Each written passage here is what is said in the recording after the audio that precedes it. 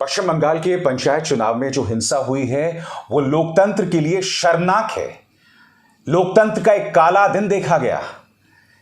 चुनावी हिंसा में कहीं 13 लोगों के मारे जाने का आंकड़ा कहा जा रहा है, कहीं पर 15 तो कहीं पर 18। मगर बड़ा सवाल यह कि एक व्यक्ति भी क्यों मारा जाए, क्योंकि चुनावों को तो लोकतंत्र का जश्न कहा जाता है ना। मैं आपको बताता हूं दोस्तों, चुनाव अपने आप में किस तरह से छलावा हो गए हैं पश्चिम बंगाल के अंदर। क्या आप जानते हैं कि पिछली बार जो पंचायत चुनाव हुए थे करीब 82% लोगों ने वोट दिया, मगर इस बार जो चुनाव आयोग ने आंकड़ा जारी किया है सिर्फ 66% लोगों ने वोट दिया। आप देख रहे हैं करीब 16% की गिरावट। आप इसके मायने समझते हैं? चुनावों को हम लोकतंत्र का त्योहार कहते हैं, मगर इस त्योहार में लोग जमीन में जाने से डर क्यों रहे हैं? वो डर इसीलिए रहे हैं क्योंकि एक पॉलिटिकल पार्टी के कार्यकर्ताओं ने जमीन पर डर, बैरिकेडिंग, लॉकआउट और बमबारी का आतंक मचा रखा था। मगर सबसे पहले मैं आपको बतलाना चाहूंगा कि इंडियन एक्सप्रेस के मुताबिक कितने लोग मारे गए हैं और किस पॉलिटिकल पार्टी के कितने लोग मारे गए हैं।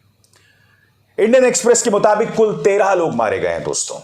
इसमें सबसे ज्यादा लोग टीएमसी के मारे गए हैं। दूसरे नंबर पर सीपीएम के 2 लोग मारे गए हैं, कांग्रेस के 2 लोग मारे गए हैं और भारतीय जनता पार्टी का 1 व्यक्ति मारा गया है। इस आंकड़े को देखकर आपको लगेगा कि भाई पीड़ित तो टीएमसी है क्योंकि उनके सबसे ज्यादा लोग मारे गए हैं। मगर मैं आपसे एक सवाल पूछना चाहता हूं, जमीन में इस कदर डर क्यों था कि वोटिंग में करीब 16% की गिरावट आ गई? अरे भाई, वोटिंग तो बढ़ना चाहिए ना। पिछली बार जो हमें सफलता मिली थी उससे खुश होकर, उससे उत्साहित होकर और लोगों को सामने आना था। और हम ये ना भूलें, पश्चिम बंगाल में जो पंचायत चुनाव हुए हैं उसमें हमेशा हिंसा होती आई है। पिछले से पिछली बार 13 लोग मारे गए थे, उसके बाद 14, उसके बाद 13 और इस बार एक बार फिर 13 लोग मारे गए हैं। और मैं आपको बता दूं, कई अखबारों में मृतकों का आंकड़ा जो है वो 18 तक पहुंचा है। मैं फिर बता दूं, मृतकों में सबसे ज्यादा टीएमसी के कार्यकर्ता मारे गए हैं। मगर आज सुबह मैं कई अखबार पढ़ रहा था, मैंने कई सोशल मीडिया की एजेंसीज पर निगाह डाली। मेरी निगाह गई इंडियन एक्सप्रेस की खबर की तरफ दोस्तों। वो खबर मैंने पढ़ी, वो बहुत ही शॉकिंग खबर थी। उसमें यह बतलाया गया था कि टीएमसी ने किस तरह से अपना आतंक जो है वो तमाम जगहों पर मचाए रखा था और उसमें उसने 4 चीजों का इस्तेमाल किया। सबसे पहले डर। टीएमसी के कार्यकर्ताओं का इस कदर डर था कि कई जगहों पर लोग अपने घर से नहीं निकल पा रहे थे। दूसरी बात, बैरिकेडिंग। दोस्तों, बैरिकेडिंग का यह आलम था कि सड़कों पर बाकायदा बैरिकेडिंग की गई थी कई जगहों पर। मैं यह नहीं समझ पा रहा हूं कि सेंट्रल एजेंसीज वहां क्यों नहीं पहुंची उस पर अंकुश लगाने के लिए। तीसरी बात, लॉकआउट। विपक्ष के कैंडिडेट्स, विपक्ष के समर्थक निकलना चाहते थे मगर उन्हें रोका गया। यही वजह है कि विपक्ष में कई लोग इस चुनावों को छलावा कह रहे हैं। चौथी बात, बमबारी। जो लोग निकल जाते थे उन्हें बमों के जरिए निशाने पर लिया जाता था, ऐसा इंडियन एक्सप्रेस की खबर कह रही है दोस्तों। मैं ये समझना चाहता हूं, ऐसे में क्या आप इसे स्वस्थ लोकतंत्र कह सकते हैं? और उससे भी बड़ा सवाल, जो पश्चिम बंगाल के पंचायत चुनावों में हिंसा हुई है, क्या वो ट्रेलर है 2024 के लोकसभा चुनावों को लेकर? मैं आपको इस मुद्दे का एक और पहलू बताऊं। टीएमसी के कार्यकर्ता यह भी आरोप लगा रहे हैं कि कई जगहों पर सेंट्रल एजेंसीज, पैरामिलिट्री फोर्सेस लोगों पर दबाव डाल रहे थे भारतीय जनता पार्टी के पक्ष में वोट करने के लिए। मगर इसी तरह की खबरें आपको याद होगा लोकसभा चुनावों में भी ढेरों सामने उभर कर आई थी। याद कीजिए उत्तर प्रदेश के विधानसभा चुनावों में किस तरह से स्थानीय पुलिस भारतीय जनता पार्टी के विधायकों के सामने नतमस्तक थी। मगर तमाम जगहों पर पश्चिम बंगाल के पंचायत चुनाव में जो टीएमसी के कार्यकर्ताओं की आतंक की खबरें आ रही हैं उससे हम मुंह नहीं मोड़ सकते। मैं आपसे एक सवाल पूछना चाहता हूं, अभी मैं टीएमसी के 3 नेताओं के ट्विटर टाइमलाइंस पर गया। ममता बनर्जी, 4 दिन पहले उन्होंने एक ट्वीट किया था। कल की हिंसा पर उन्होंने एक शब्द अपने ट्विटर पर नहीं कहा। डेरेक ओब्रायन, एक शब्द नहीं कहा। महुआ मोइत्रा ये तो कह रही हैं कि मैं वोट डालने गई, मगर एक शब्द उन्होंने नहीं कहा। क्यों भाई? 13 लोग मारे गए, आप ही के पार्टी के 7 लोग मारे गए। कहीं इसीलिए तो आप खामोश नहीं हैं कि इंडियन एक्सप्रेस की वो खबर सही है जिसमें आपने आतंक के 4 शब्दों का इस्तेमाल किया। डर, बैरिकेडिंग, लॉकआउट, बमबारी। कहीं ये 4 शब्द टीएमसी की राजनीति की हकीकत तो नहीं? मैं जानता हूं आपके जहन में एक सवाल होगा, और वो सवाल होगा कि जो 13 लोग मारे गए हैं इंडियन एक्सप्रेस के मुताबिक, वो किस पार्टी के हैं और उन्हें किसने मारा। एक एक करके दोस्तों मैं आपको बतलाने वाला हूं, क्योंकि जो आंकड़े सामने उभर कर आए हैं वो बहुत शॉकिंग हैं। सबसे पहला आंकड़ा, सबसे ज्यादा लोग मारे गए टीएमसी के। मगर क्या आप जानते हैं जो 7 लोग टीएमसी के मारे गए हैं, उनमें से अधिकतर मामलों में आरोप लग रहा है कांग्रेस पर, बीजेपी पर नहीं, कांग्रेस पर लग रहा है। एक एक करके तमाम केसेस में आपके सामने पेश कर रहा हूं दोस्तों। सबसे पहले नाडिया में टीएमसी का एक कार्यकर्ता अमजद हुसैन मारा जाता है, नाडिया के छपरा में, और यहां पर आरोप लगता है कांग्रेस के कार्यकर्ताओं में। बताया यह जाता है कि 11 टीएमसी के कार्यकर्ता हैं, वो बहुत गंभीर रूप से घायल हो गए थे और इन्हें छपरा के प्राइमरी हेल्थ सेंटर में दाखिल कराया गया था। अमजद हुसैन दम तोड़ देता है अस्पताल में।